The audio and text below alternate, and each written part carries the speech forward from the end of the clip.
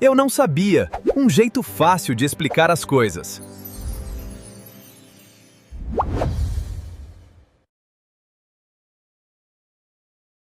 Olá, bem-vindos à nossa análise de hoje. É muito bacana ter todo mundo aqui para a gente desvendar um daqueles temas que simplesmente dão um nó na nossa cabeça, sabe? Hoje a gente vai estruturar e entender de vez aquela tensão teológica histórica e gigantesca, o embate entre o destino divino e a responsabilidade humana. É um assunto profundo, cheio de nuances, claro, mas a nossa ideia é deixar tudo incrivelmente claro e, o mais importante, muito prático para o nosso dia a dia. Então, vamos mergulhar direto nisso. Tentar entender como a soberania absoluta convive com o nosso livre-arbítrio pode honestamente parecer como montar um quebra-cabeça super complexo, onde as peças parecem que vieram de caixas totalmente diferentes. Não é à toa que isso tem intrigado mentes brilhantes há tantos séculos, né? Para organizar nossa jornada e garantir que a gente vá do mistério abstrato direto para a prática, o nosso roteiro é o seguinte. Começamos com a soberania e o paradoxo, passamos pelas duas vontades divinas e a kênose, e aterrissamos nos canais legítimos, nos métodos errados e, por fim, no caminho da sabedoria. Ponto número 1. A soberania e o paradoxo, explorando os mistérios mais profundos.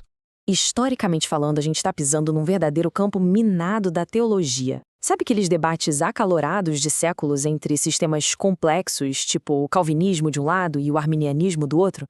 Pois é. E só para deixar claro, o nosso objetivo aqui é simplesmente observar essas estruturas de forma totalmente imparcial. A grande tensão cósmica mora exatamente na dificuldade de harmonizar os decretos eternos, predeterminados e intocáveis de Deus com a genuína responsabilidade moral que a humanidade recebeu. Pensadores debatem sem parar. Será que a história está presa num determinismo estrito, tipo um fatalismo? Ou será que o nosso livre-arbítrio é 100% compatível com a presciência divina? É aquele embate clássico. O que já está escrito versus a nossa liberdade real de escolha. 2. As duas vontades divinas, desmistificando a estrutura. Agora, o que é realmente interessante de observar aqui é como a gente começa a resolver esse enigma todo.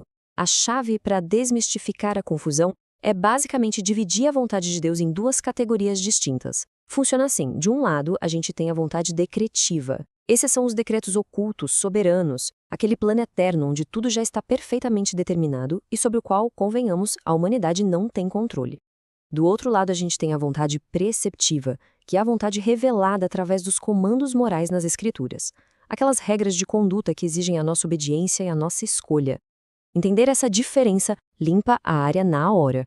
É isso que permite visualizar como um plano totalmente soberano pode coexistir com a exigência de responsabilidade sobre as nossas ações diárias. 3. Kenosis, o esvaziamento. O maior exemplo histórico. Bom, se a gente quiser ver como essas duas vontades interagem com perfeição na prática, precisamos olhar para esse conceito fascinante chamado kenose. Essa palavra vem do grego ekenosen e significa, em essência, o autodespojamento. É o ato de esvaziar a própria vontade para aceitar de forma completa e absoluta o desejo divino. Mas tem um detalhe crucial aí: fazer isso sem perder a natureza divina originária. É literalmente o abandono total de um estilo de vida egocêntrico para abraçar de vez a vontade do espírito. A base nas Escrituras para essa doutrina tão profunda diz o seguinte, que, sendo em forma de Deus, esvaziou-se a si mesmo, tomando a forma de servo. Essa passagem ilustra perfeitamente essa ideia de extrema humildade. Ela mostra de forma clara a transição voluntária da glória transcendente para a limitação de espaço e tempo, servindo como o modelo supremo de submissão que a gente tem registro. Isso ilustra brilhantemente uma analogia muito bacana do nosso material de base, a analogia do professor universitário. Imagina só um professor super graduado, cheio de títulos, que decide simplesmente não usar as credenciais ou o diploma dele numa determinada situação. Pensa bem, ele não deixa de ter o conhecimento que adquiriu, certo? Ele não perde o diploma. De forma bem parecida, Cristo voluntariamente deixou de lado a sua glória e o uso independente dos seus atributos divinos para depender inteiramente do Espírito Santo. Isso serve como aquele exemplo definitivo e tangível de dependência para toda a humanidade. 4. Os 3 canais legítimos. Como a vontade divina é ouvida hoje. Tendo estabelecido toda essa base teológica monumental, a grande pergunta que fica é incrivelmente prática: como trazer essa abstração toda para o nosso dia a dia? As nossas fontes destacam um poderoso tripé da revelação divina, que funciona de forma super interligada para quem busca discernimento no meio do barulho do mundo de hoje.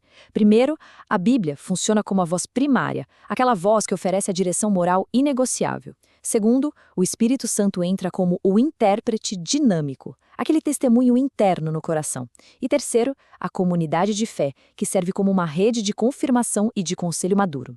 E olha, o detalhe fundamental que amarra essa estrutura inteira é que o Espírito e a comunidade jamais, em hipótese alguma, vão contradizer o que já está estabelecido de forma primária no texto escrito. 5. Métodos errados de discernimento. O que evitar? Então, o ponto crucial é notar essa justaposição de comportamentos. Diante da espera, a nossa natureza humana adora procurar um atalho fácil, né?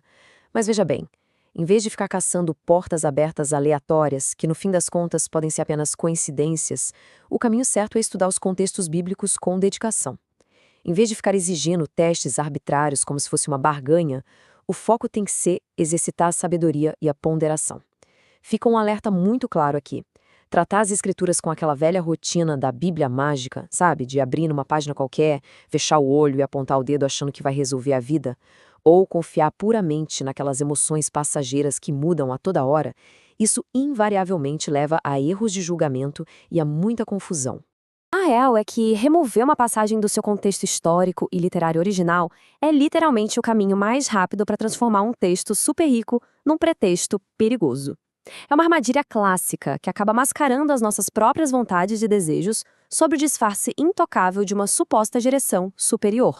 E 6. O caminho da sabedoria, aplicações práticas e diárias. Vamos avançar em ver como isso constrói uma fundação muito mais sólida para o nosso dia a dia. Sabendo o que evitar, a gente precisa focar no que fazer de fato para amplificar o discernimento autêntico. Primeiro de tudo, é vital diminuir o ruído ao redor. Isso significa cultivar momentos de solitude e silêncio todos os dias, dando um tempo da distração constante. Também envolve manter um diário espiritual de oração para testar a consistência dos pensamentos e direções ao longo do tempo, e não só decidir no calor da emoção do momento.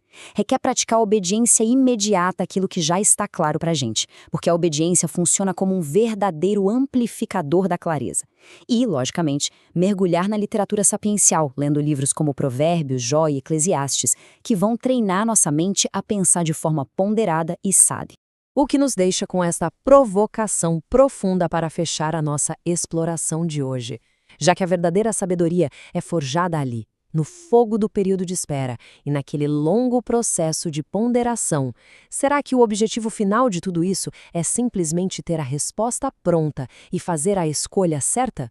Ou será que o verdadeiro propósito é permitir que esse intenso processo de discernimento transforme e amadureça profundamente a alma humana? É uma mudança de perspectiva absolutamente fascinante, que transforma a ansiedade por respostas em uma jornada contínua de formação de caráter. Muito obrigada por acompanharem mais essa análise com a gente. Espero que as ideias tenham trazido muita clareza para todos. Um grande abraço e até a próxima. Eu não sabia. Um jeito fácil de explicar as coisas.